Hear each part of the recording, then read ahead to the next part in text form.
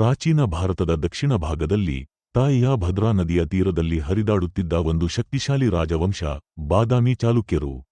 ಈ ವಂಶವು ದೇವತೆಗಳಿಂದ ಅನುಗ್ರಹಿತವಾಗಿತ್ತು, ವಿದ್ಯೆ, ಶೌರ್ಯ ಮತ್ತು ಧರ್ಮಪಾಲನೆಯಲ್ಲಿ ತನ್ನದೇ ಆದ ಗುರುತನ್ನು ಬೆಳೆಸಿತ್ತು. ಈ ವಂಶದ 14ನೇ ಶಾಖೆಯಲ್ಲೊಬ್ಬ ಮಹಾನ್ ರಾಜನು ಜನಿಸಿದ್ದ, ಪುಲಿಕೇಶಿ II. ಆದರೆ ಆತನ ಜನ್ಮವೇ ಒಂದು ಅದ್ಭುತ ಪೌರಾಣಿಕ ಘಟನೆಯಾಗಿತ್ತು, ಮತ್ತು ಅಲ್ಲಿ ಉಂಟಾದ ಗಟ್ಟಿಯಾದ ತಪಸ್ಸುಗಳು, ದೇವಮಾತೆಯ ವರ ಹಾಗೂ ವಿಶಿಷ್ಟ ಗ್ರಹಯೋಗಗಳ ಕಥೆಯಿದೆ. ಬಾದಾಮಿ ರಾಜ್ಯವನ್ನು ಆಳುತ್ತಿದ್ದ ರಾಜಮಾತೆ ಕದಂಬದೇವಿಯು ಬಹುಧರ್ಮನಿಷ್ಠೆ. ಆದರೆ ಅವರಿಗೆ ಸಂತಾನವಾಗುತ್ತಿರಲಿಲ್ಲ. ಅವರು ದೇವಾಲಯಗಳಿಗೆ ಹೋಗಿ ಶಿವನ ಭಕ್ತಿಯಿಂದ ಪ್ರಾರ್ಥನೆ ಮಾಡುತ್ತಿದ್ದಳು. ಪಾತಾಳ ಪಾತೇಶ್ವರ, ದಕ್ಷಿಣ ದಿಕ್ಕಿನ ರಹಸ್ಯದ ದೇವಸ್ಥಾನದಲ್ಲಿ ಕದಂಬದೇವಿ 108 ದಿನಗಳ ತಪಸ್ಸು ಮಾಡಿದರು. ಈ ಪಾತೇಶ್ವರ ದರ್ಶನ ಬಹು ಅಪರೂಪ.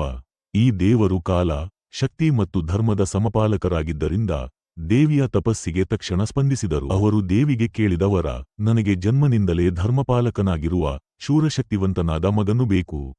ಅವನು ದಕ್ಷಿಣದ ಮಣ್ಣಿಗೆ ಹೊಸ ಐತಿಹಾಸಿಕ ಯುಗವನ್ನು ತರುತ್ತಾನೆ ಎಂಬ ಭರವಸೆ ಇರಲಿ. ಅದರ ಮೇಲೆ ಪಾತೇಶ್ವರ ದೇವರು ಹೇಳಿದರು, ಈ ಮಗನು ಲೋಕದಲ್ಲಿ ಪುಲಿಕೇಶಿ, ಅಂದರೆ ವಿರಾಟ ಶಕ್ತಿಯುಳ್ಳವನು ಎಂಬ ಹೆಸರಿನಿಂದ ಪ್ರಸಿದ್ಧಿಯಾಗುವನು. ಅವನ ನಾಮದಲ್ಲಿ ನಾನು ನನ್ನ ಆಶೀರ್ವಾದ ಇಡುತ್ತೇನೆ.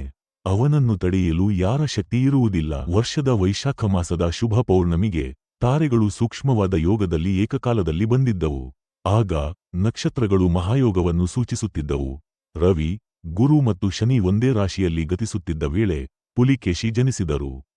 ಜನನವೇ ಒಂದು ಆಘಾತಕಾರಿ ಘಟನೆ. ಮಗುವಿನ ಮೊಟ್ಟಮೊದಲ ನಗೆಯಲ್ಲಿ ಬಾದಾಮಿ ಅರಮನೆ ಕಂಪಿಸಿತು. ಆತನ ಮುಖದಲ್ಲಿ ಧೈರ್ಯ, ಕಣ್ಣುಗಳಲ್ಲಿ ಧರ್ಮದ ಬೆಳಕು.